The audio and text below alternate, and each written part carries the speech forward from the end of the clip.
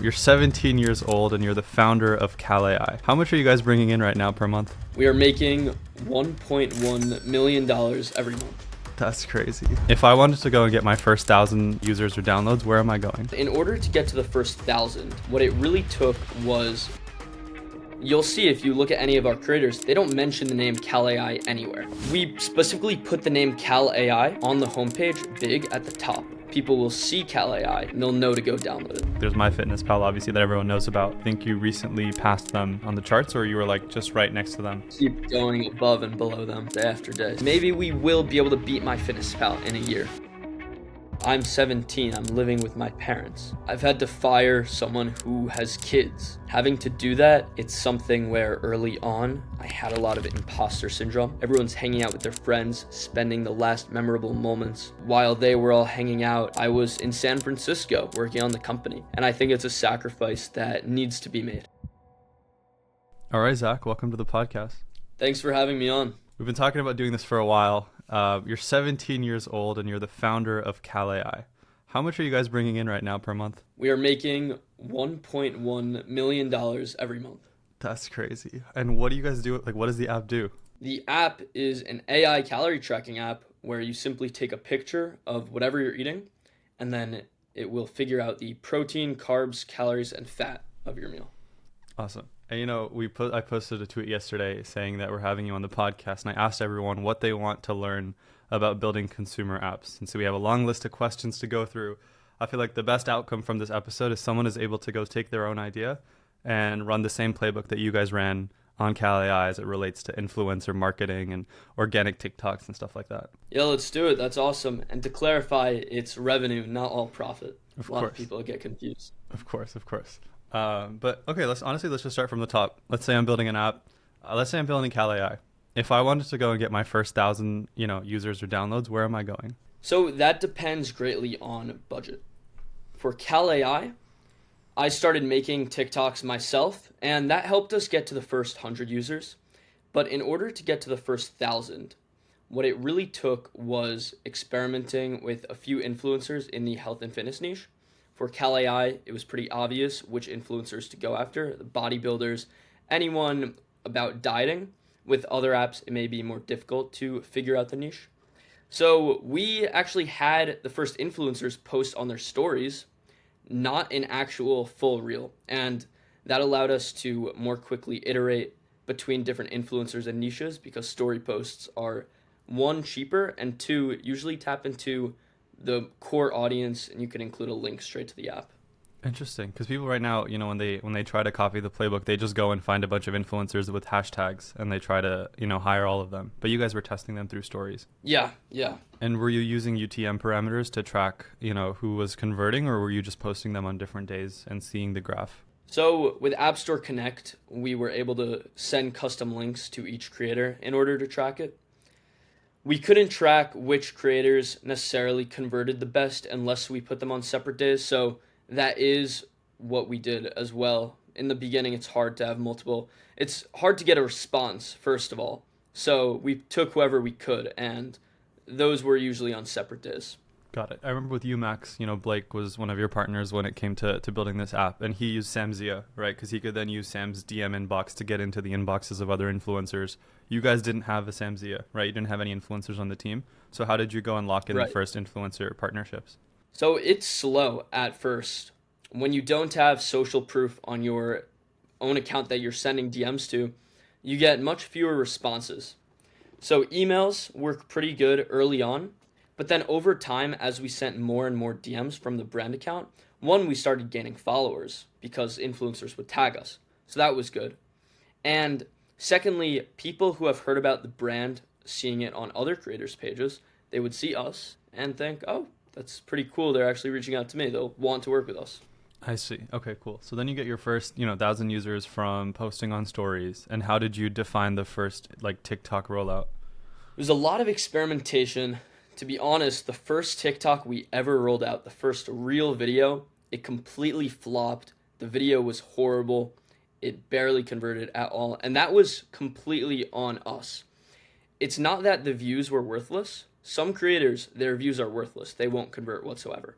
But it's that We were pretty terrible at approving videos very early on, figuring out what's acceptable and what will drive an audience to see the app and then go download.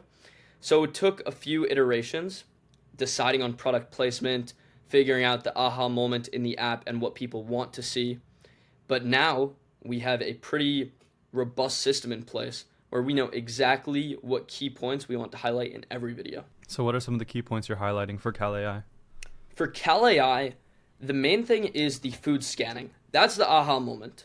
People see that, and you'll see if you look at any of our creators, they don't mention the name CalAI anywhere. They simply go about their normal content. Maybe it's, here's a day in my life.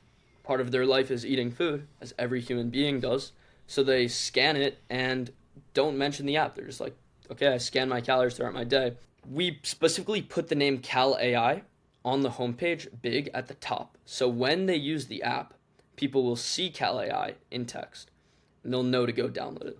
That's interesting, right? Because a lot of people underestimate right now how important having a visual hook is in their consumer apps. So they'll go and build stuff where the entire thing is text-based. And that kind of works for like RizGPT, but there's nothing interesting enough to where it doesn't actually stick out if someone makes a video about it. So an influencer can make a video and it's so not obvious that, it's so kind of like non-obvious that there is a product that is doing something that people should go download, that it just looks like a kind of like a blatant show, because they're like, yeah, and you could use this app that obviously paid me to go use this and no one wants to go and use it. Whereas you guys have an app that even if I wasn't paid to go, make content for you, it would be very blatantly obvious, or it would be very like high converting if someone were to go and use the app or see me using it on my own like TikTok, for example. Completely, yes. Okay, now you guys had your first like TikTok rollout. You had certain points that you wanted to hit.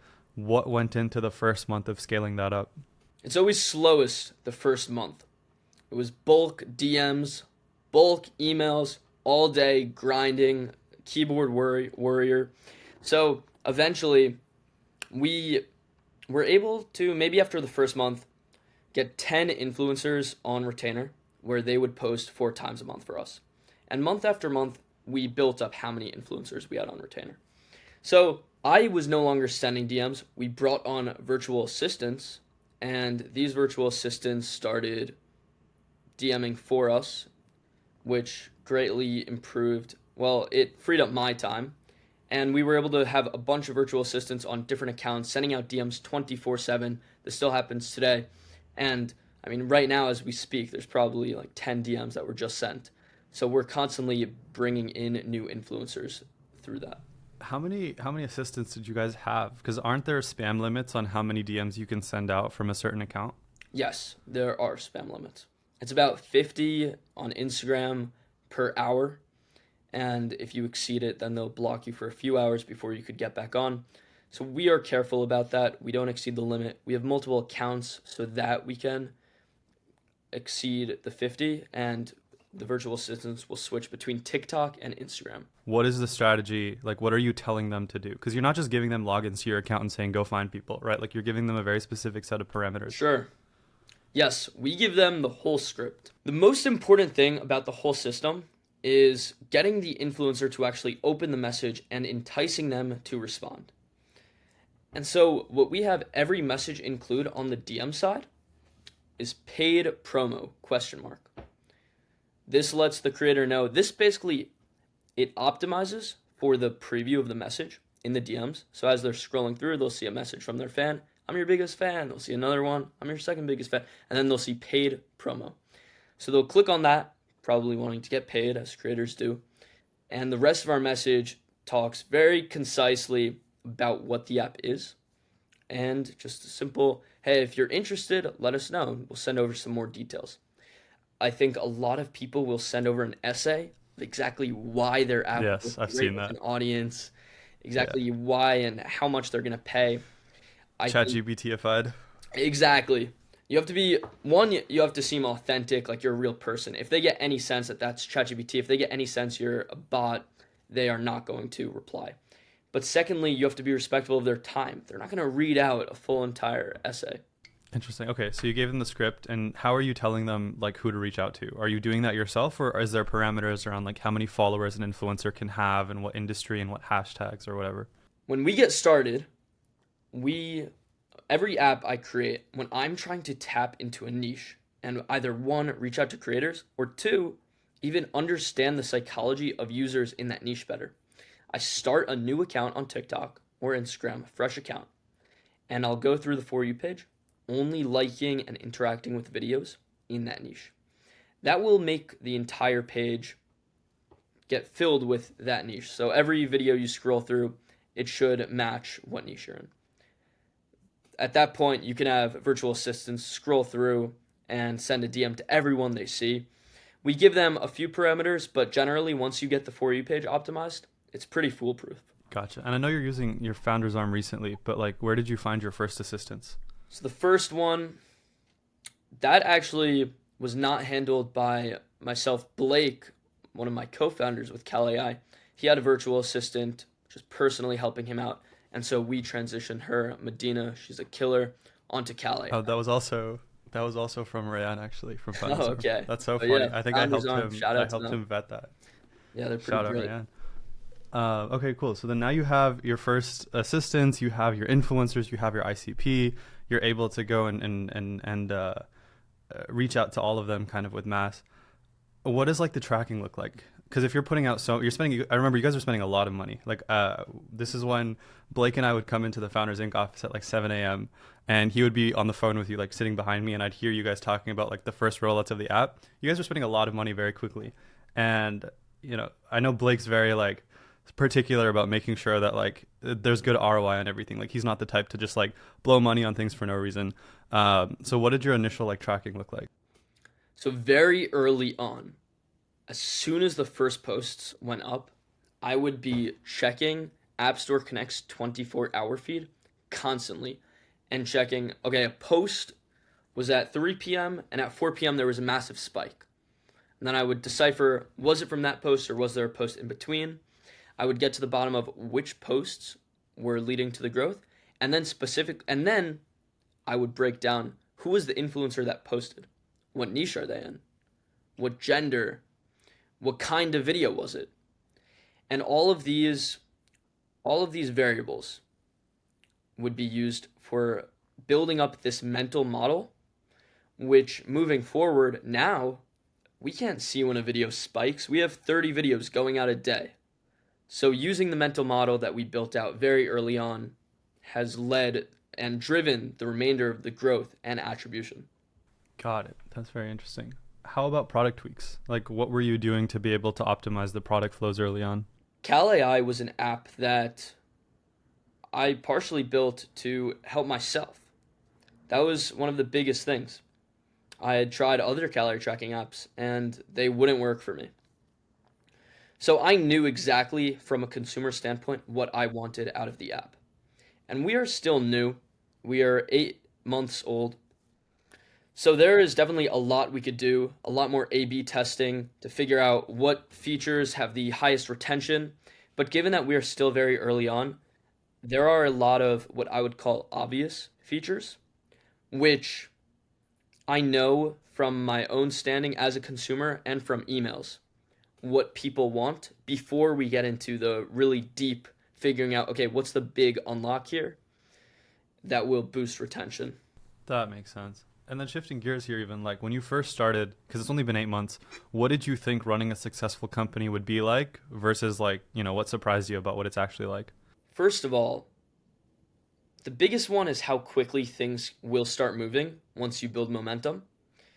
We would create these semi-built roadmaps on when we thought we would hire a developer, when we thought we would expand to paid ads, when we thought we would hit a certain revenue target, but everything came a lot faster. I remember there was one specific person, Jake Castillo, who's one of our co-founders.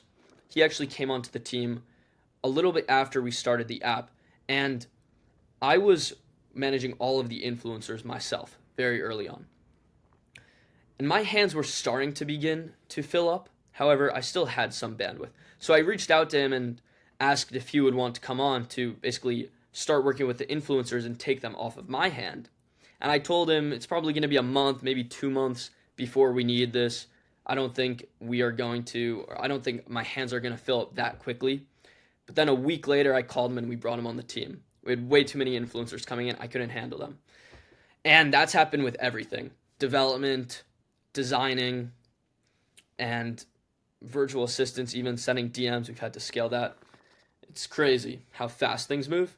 And so being prepared for rapid change and being able to adapt are probably two core things that I think every founder should keep in mind. Or like, what does that look like when you're trying to deal with all of that ramping up and you're also still in high school? Because you didn't drop out. Right. So when the app started ramping up, luckily it was towards the end of my junior year. So summer came. I actually flew to San Francisco with Henry, which is where we met, and I was there all of July. So that helped growth massively, just locking in for the whole month of July. But now I'm in high school and the company is bigger than it ever was. So it is difficult. I had a test today. I have a test tomorrow. I try to make some time to study for them, but I prioritize the company. That makes sense. What's been the coolest moment so far in running the company? There was one particular moment that stuck out. One big thing that it blew my mind. So a few weeks ago at my school, the alumni came who are now in college. They were seniors last year, and they were here to tell us, the seniors this year, about their experiences at college. So it was cool. They gave a nice talk. People were saying like, yeah, college, so exciting. After, someone came up to me and he showed me his phone. He was like, yo, bro, thank you for making CalAI. I actually use it. I like it. It's like, oh, cool. That's awesome, man. Thought he might have just saw something online, maybe an influencer, and knew it was me. Then he showed me his phone, and this guy had a streak of 70 days straight. He used CalAI and was logging his food. That was the biggest streak I had ever seen in any user that I had met in person. Plus, this was a guy that I actually knew from my school, and I wasn't that close friends with him. But the fact that he was using it and 70 days straight, that blew my mind. Yeah, it's always different when you like see people using your own product out in the wild, and it's, you know, it's not like a paid promo, or it's not like someone in some other country, but they're like actually just standing in front of you and they use it.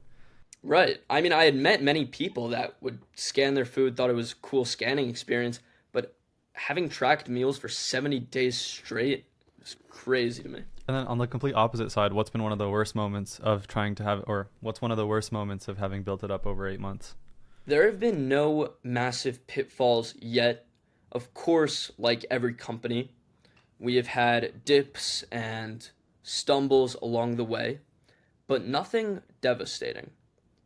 One of the bigger ones maybe was that we found an A/B test that showed free trials were actually a lot better than not showing free trials. And so switching to free trials messed up how we were optimizing our meta search ads. So we had to restart to zero for those campaigns. But I'd call that a small stumble. It's not a massive setback. So the biggest thing, or the biggest negative that may have came out of this company is the fact of how much time I'm spending on it while it's my senior year of high school. Everyone's hanging out with their friends, spending the last memorable moments, especially over the summer. While they were all hanging out, I was in San Francisco working on the company. And I think it's a sacrifice that needs to be made. Yeah, I mean, you have extraordinary results right now, and you don't get that by doing average things, right? I think it's part of the game. Everyone goes through it at some point or another. I agree. And it's nice that you have like guys your age and even a little bit older, like you have Blake and you have Henry. You have people that are working on it with you, so it's not like you're doing it solo and trying to, you know, figure things out by yourself. Yeah, it's a great team. You know, when I was trying to build a consumer app when I was, I think, 16 or 17. It was the first app I ever really tried to build. And for a while, I worked on it alone for 6 months. I brought in a co-founder, and then 2 months later, we ended up, we stopped working on the company together, and I kept working on it alone. And, when I look back at like why it didn't work out, it was a lot of just like average being a 16-year-old, trying to build a company. You guys seem to, be like very tight, very solid as like a co-founder pairing. Has there been anything that you've had to navigate since you're both so young and also both trying to balance multiple things? The scheduling is always the toughest thing. Right now, we are both prioritizing the company. And in the past, last year, before we had massive success, We knew that if we stuck to the path, inevitably, if we took enough shots on goal, we would find success. There have been times where, like a month, for example, where we would work so hard on the app, and then the next month, we would completely have to stop because of something in school. We weren't making any revenue to show that this actually can work out, and it's worth taking a dip in our grades. So that was something, it was risky. I mean, it was possible we would not have gotten to this point if we gave up. It would have been the easy thing to say, the school load is getting too much, especially last year when CalAI, when we started to market it, that's when finals started happening. That's when all of the AP tests were.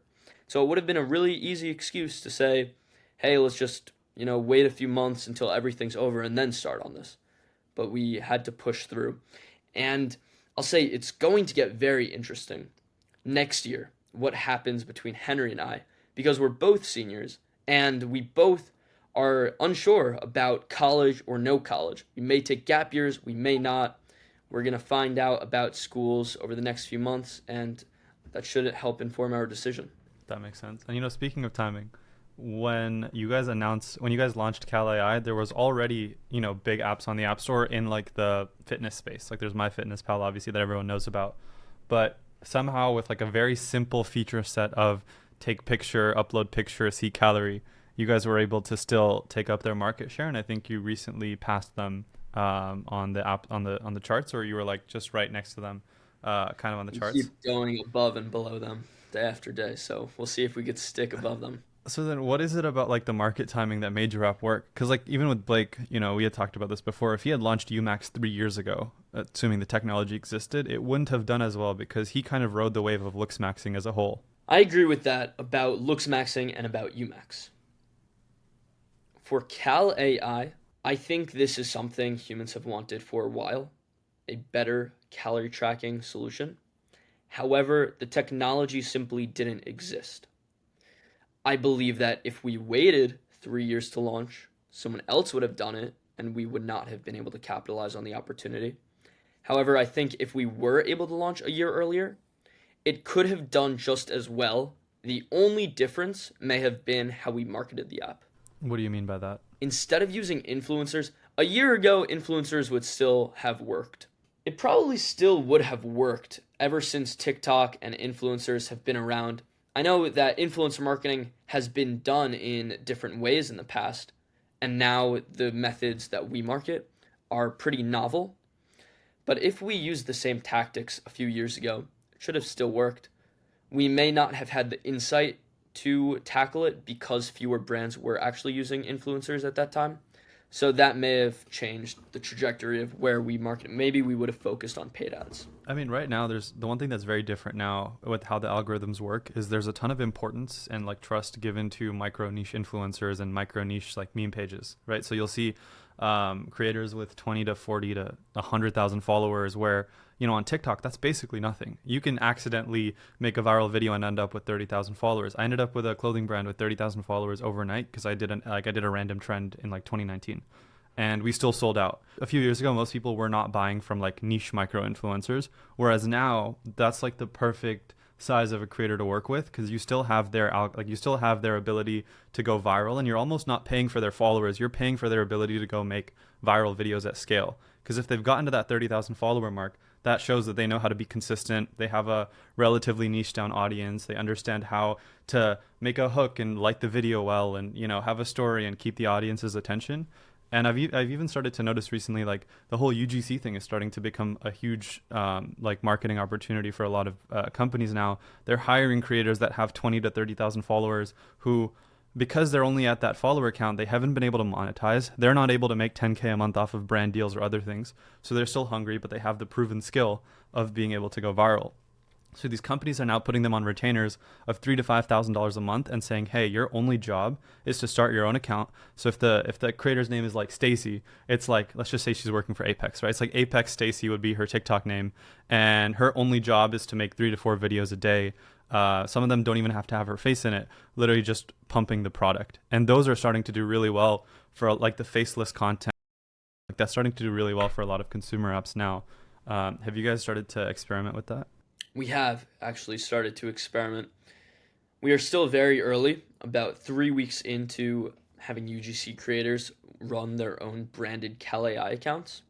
So far, no crazy viral videos. However, I think we need to we're still figuring out the content strategy that will work. And once we crack it, I think it could be a solid lever. What does paid look like for you right now? Then you mentioned meta ads. Yes. So what we've been doing is taking all of the influencer videos that they create, which we get about 400 new creatives every month, and we'll test them as paid ads.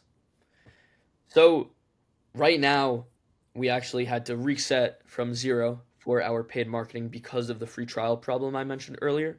And we are starting to scale that back up, optimizing for free trials now instead of paid subscriptions. It accounts for a very small amount of our revenue. Oh, it accounts for a small amount. Why is that? Yes. Influencer marketing has really been our primary lever this whole time. Even before this whole problem happened with paid ads, we had only been running it with meaningful numbers for a month, maybe 2 months. So our focus has really been on our alpha. Interesting. And when you're even doing these ads, are you doing them internally or have you hired out an agency for it? The paid ad, the creatives? The creatives, like the paid ads on Meta. For the media buying, we are using an agency right now. Gotcha. That makes sense, right? Because it's like, I think a lot of founders try to do everything themselves, which is great in the beginning because it helps you build context on your audience and your user base and, different marketing channels, especially if it's your first time building a company. But at the point you guys are at, I think it would be a waste of time to try to click around in an ads campaign dashboard. But I do want to say, I think that there are only three main levers to most consumer businesses.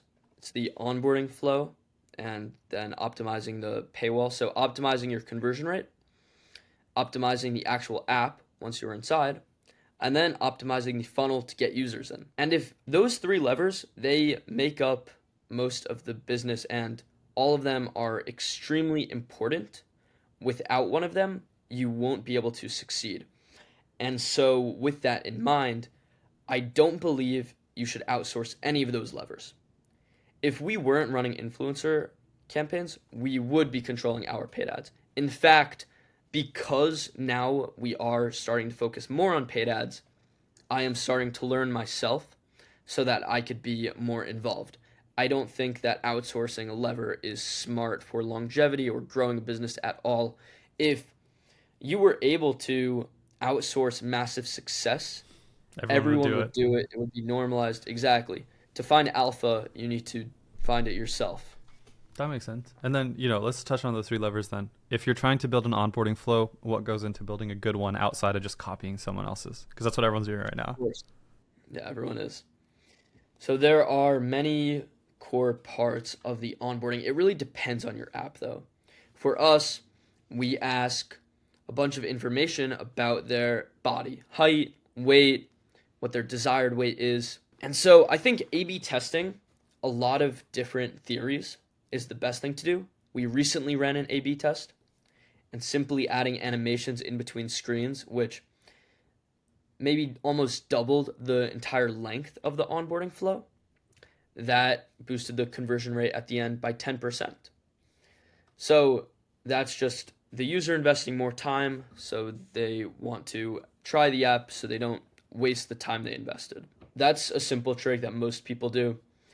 I think something a lot of people don't do is take the answers a user inputted on the onboarding and then feed that back to them when it's actually time to pay. Maybe you ask them, why are you trying to lose weight? They say something, you say, okay, hit your goal of losing weight because you want to do this. Get started today. Another thing is reinforcing why they want your product. You could ask them a bunch of yes or no questions. Are you trying to stay healthier? Yes. Do you want to lose weight? Yes. Are you trying to cut down on fat? Yes. And the priming of clicking yes, yes, yes, yes. They get to the paywall and they're like, yes. Exactly. Yeah. There are a bunch of these psychological things, but I haven't A/B tested as much as I should. Interesting. And then what about the paywall? Do you guys say simple is better? Do you include pictures? How many pricing options? Annual, monthly? So from my experience, I have always seen that offering multiple prices converts higher and has a higher amount of revenue per user who sees it. We have A/B tested very extensively. An important thing to note here is determining what to optimize for, whether it's revenue or users. Recently, we ran an A/B test that showed us if we priced at $70 a year as opposed to $30 a year, which is what we priced at, we would make an additional 10% in revenue. Even though your However, users goes down? we would lose 30% of our user base. And we decided that having that 30% is better right now because they'll share it through word of mouth, and ultimately the revenue will probably end up being higher than 10%, and the app will grow a lot faster. Even on that point, you guys don't have a free plan, right? There's a free trial, but there is no way to use the app for free. And I've noticed that as a common theme across all of the apps that people reference when they talk about viral, money printing, kind of like consumer apps. Have you tried Yes. a free component? We have not tried a freemium plan. We like the idea that we are the premium calorie tracking app. The people that use us, they want a better experience than the free, crappy versions. That makes sense. What about hiring? How big is the team now versus when you guys first started? The team is 12 people working on CalAI, and when we started, it was 4 of us. And of that 12, what is the breakdown? Do you include assistants in that? Yes. So it's about 4 virtual assistants, 4 developers, 1 designer, and then the internal team of CTO, CEO, COO, and CMO. Got it. And what were your learnings about hiring? Especially, I'm assuming most people are older than you, right? Because you're 17 on the team. Yeah, that's true. So what were Most some of your people learnings are. there? This is the biggest learning that I've had with leadership overall. I'd say 2 things. One came from a book, Beyond Entrepreneurship, I believe Good it was book. called. Yeah. Yeah. And in it, it described being a leader as not getting people to do work, but inspiring them to want to do work. I thought that was very powerful. But from my own experience, the greatest thing that I learned is that while developers are typing away all day writing code, while the virtual assistants are sending messages in the DMs all day, no one's picking their head up and thinking, why are we doing this? What's the greater mission here? Why should I even care? And so it's my job to constantly tell the team and remind them that we're doing this because we're helping people's lives. We're helping them combat all kinds of health issues. And so every stroke on the keyboard, that's meaningful. And this kind of messaging inspires the team to want to work harder, want to work faster, put care and time and effort into everything they do, which is very important. That's a good point. Especially like I have even recently I've been thinking about this with some of the episodes we filmed where it's like I'm talking to these guys who are founders and they're like, yeah, they come in at 9 a.m. stand up and they leave at 8:30. And I'm like, how do you get to that point? How do you build a company that people actually want to work at? And it's always some version of, you yourself have to be the hardest working person on the team if you're the founder, and people have to know why they're doing it. How does that translate to remote though? Like I can easily understand, okay, you have everyone in a $500,000 office. They're going to love being there, right? And like even like we converted our garage into an office recently and our productivity probably went up like 10x because now we're all in the same space together. But how do you still do that while the team is so remote? That's where this is even more important to really convey the message on them. And maybe you need to repeat it more than you would if you were in person. In person, on the wall, you could have a board of values, a board of like why we're doing this. But remote, you can't. Half of their day, they just shut the laptop. They don't think about the business, the company whatsoever after that. So you want to really hit hard the messaging of why we are doing this, why we're here, and why it matters. That makes sense. I remember when we were first having our when we had dinner that one night in summer, we were talking about management styles, right? And like, most people don't realize this, but I think Blake's one of the best managers I know. And I've seen a lot of people kind of like talk to their team, spend time with their team, etc. Because he's just not scared of having hard conversations, like in any sense. And he's polite about it and whatnot, but he's very like down to the point. So people know if they're doing well and they know if they're not doing well. How about, for you, because obviously I know there were some things where there was a lot that you learned from Blake in that conversation that we had about management. how do you take those hard conversations when sometimes the people that you're having to have them with are like 8 to 10 years older than you? I've had to fire someone who has kids, and that's crazy. It's crazy. I'm 17. I'm living with my parents, and having to do that, it's something where early on I had a lot of imposter syndrome. I didn't feel like it made sense that it was going on. But I know that in order to be the leader I want to be, I need to get through this. And it's a muscle. I need to work on it. I'll get better over time with more repetitions, having hard conversations. So I try to dive headfirst.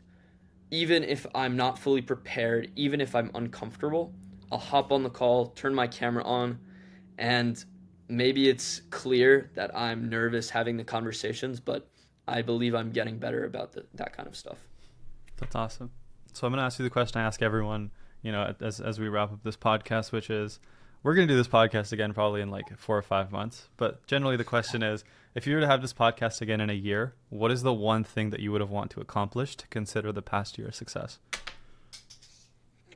In a year from now, the main goal right now is to become the number one and go-to calorie tracking app on the App Store. So a year from now, however close I can get to that step, maybe it's 5 million a month in revenue instead of 1. Maybe it's 10. Maybe we will be able to beat MyFitnessPal in a year. What I don't want to have happened in a year from now is to lose momentum, to either sell the company too early, to have slowed things just because I get complacent. I want to make sure that we're only moving up, moving faster, and working harder. Awesome, dude. Well, I'll see you back then. Thanks for coming on the Excited. podcast. Thanks for having me. This was really fun.